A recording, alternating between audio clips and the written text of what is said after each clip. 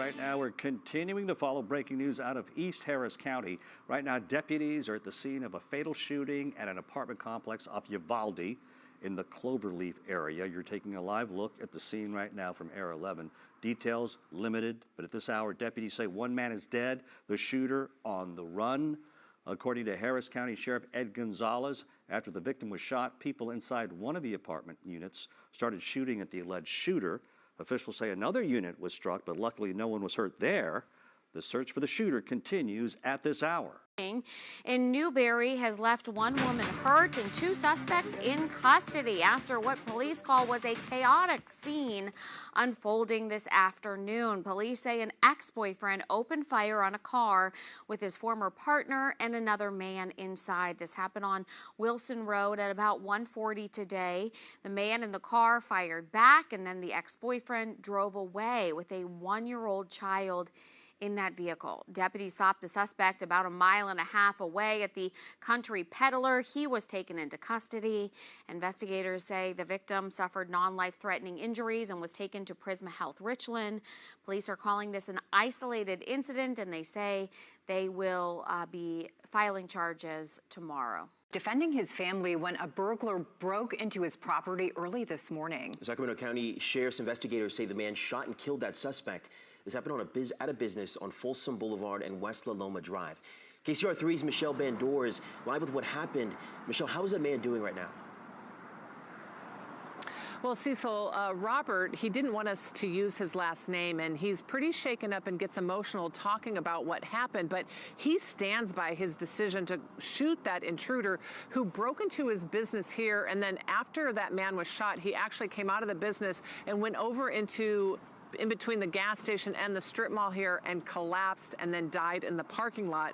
And Robert tells me it was self-defense. All of a sudden the guy, boom, kicked the door, boom, it was that quick. That was the moment 70-year-old Robert says he was forced to defend his life and the lives of his grandsons, ages 4 and 14. We'd been dead, because if he would have gotten my gun when I pulled it out, because he continued to go towards me. He wasn't afraid of me. Robert says he stays in the building, which he manages, and was asleep in the back room with the boys when the older grandchild woke him up. Shook me, Papa, wake up. There's somebody breaking in. And I didn't hear the glass break. Broken glass is still all over the floor, and Robert placed a large poster in the window frame. A man passing by gave us video of the crime scene when Rancho Cordova police closed off the parking lot Sunday morning. He understands why Robert pulled the trigger. You have to protect yourself. You have to do it. If it's I have the kids and stuff like that, I have to protect them. I will definitely do that. It's your life, that's your blood, and you definitely have to do stuff like that. Sheriff's deputies are investigating the deadly shooting as a homicide, but also say it should send a strong message to criminals. Residents are fed up. Residents don't want to be a victim. Business owners don't want to be victims anymore, and they're taking their matters into their own hands. And this isn't something that we're encouraging vigilantism by any stretch, but at the same time, you have to applaud him. He demonstrated restraint. He did what he had to do to protect the people inside and including himself. Robert says if faced with the same decision, he would put his life on the line for his family again. Am I upset about him? Yes. I didn't want to break in, but I'm very happy that my babies are alive. Yes, he kept telling us that over and over, that he was happy his grandchildren are okay. Now, Robert or the grandchildren, neither of them were hurt. Investigators say that Robert has been cooperative, and they don't believe that he will be arrested or face any charges in the shooting.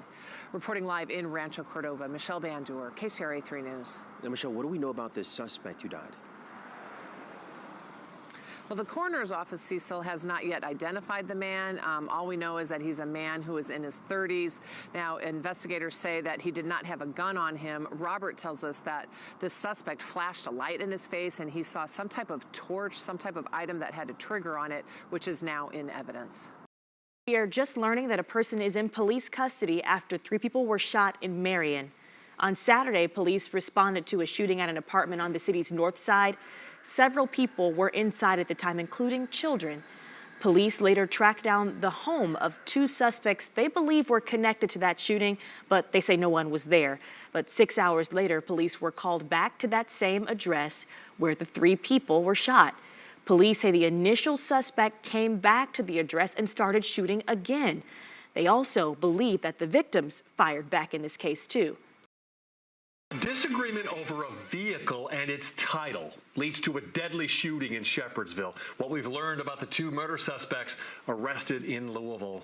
This is Wave News at 6. I'm John Bowl. And I'm Myra Ansari. The deadly shooting happened Sunday morning. 20-year-old Fulton Wanell Mucker and 24-year-old Benjamin Williams now face charges including murder and attempted murder. Family members say 41-year-old Yuri Herrera was unarmed when he was shot.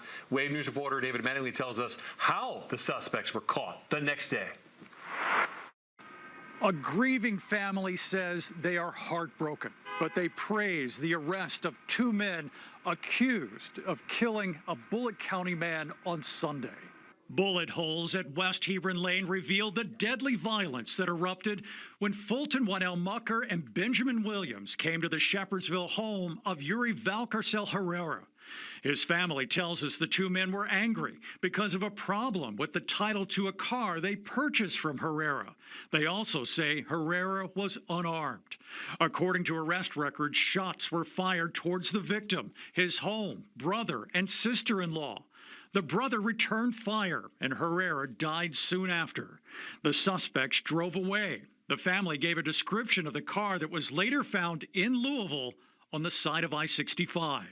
It corresponded with the description of a vehicle that had been at 1414 West Hebron, and the car was disabled, and so that's why we believe they abandoned it.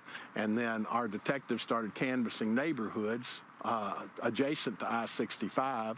On Monday, investigators tracked the pair to Virginia Avenue, where police say they tried to throw away their weapons as they attempted to run away.